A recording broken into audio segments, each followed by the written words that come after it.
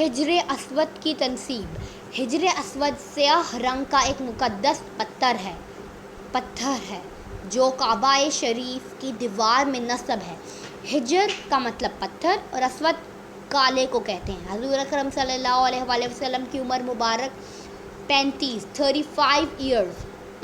سال تھی تو اس زمانے میں ہجر اسود کی تنصیب کا جھگڑا کھڑا ہوا۔ کعبہ شریف نشیبی جگہ پر تھا اور اس کی عمارت کافی پرانی ہو گئی تھی۔ بارشوں اور سیلاب کی وجہ سے عمارت کو نقصان پہنچا تو قریش نے کعبہ شریف کی دوبارہ تعمیر شروع کر دی۔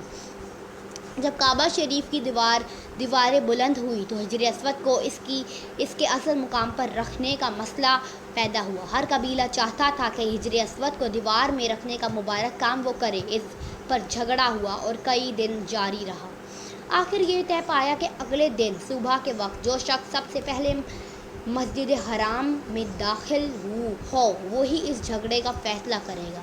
دوسرے دن سب سے پہلے ہمارے آخری نبی حضرت محمد صلی اللہ علیہ وآلہ وسلم مسجد حرام میں داخل ہوئے۔ آپ صلی اللہ علیہ وآلہ وسلم کو دیکھتے ہی سب پکار اٹھے، صادق اور امین آ گئے، ہمیں ان کا فیصلہ منظور ہے۔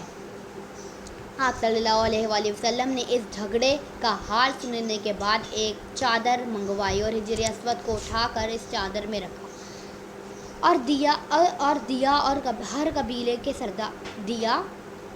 اس پر چادر رکھ کر دیا اور ہر قبیلے کے سردار کو کہا کہ چادر کے کونے کو پکڑ کر ہجر اسود کو اس کے مقام تک لے آئیں جہاں سے لگانا تھا۔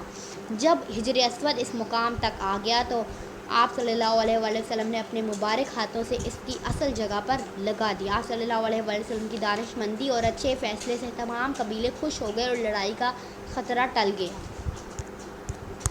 Let's take a closer look of this chapter ہجر اسود کی تنصیب۔ اچھا اسٹوڈنٹس، کیا ہوا کہ ہجر اسود ایک رنگ کا پتھر ہے، جنت کا پتھر ہے جو کہ کعبہ شریف کی ایک جو دیوار تھی اس میں نصب تھا، مطلب لگا ہوا تھا۔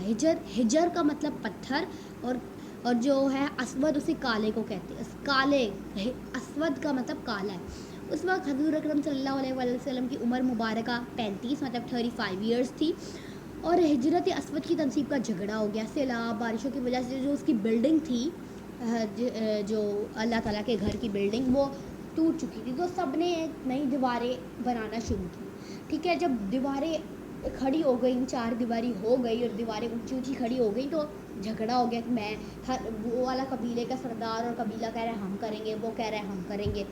تو طے پایا کہ اگلے دن جو بھی سب سے پہلے مسجد حرام میں جائے گا وہ اس پتھر کو تنصیب کرے گا، مطلب نصب کرے گا، لگائے گا اس کی دیواروں میں۔ تو کیا ہوا، آپ صلی اللہ علیہ وآلہ وسلم سب سے پہلے مسجد حرام میں گئے تو کیا ہوا، سب نے کہا صادق اور امین آ گئے۔ صادق سچا، دیانتدار،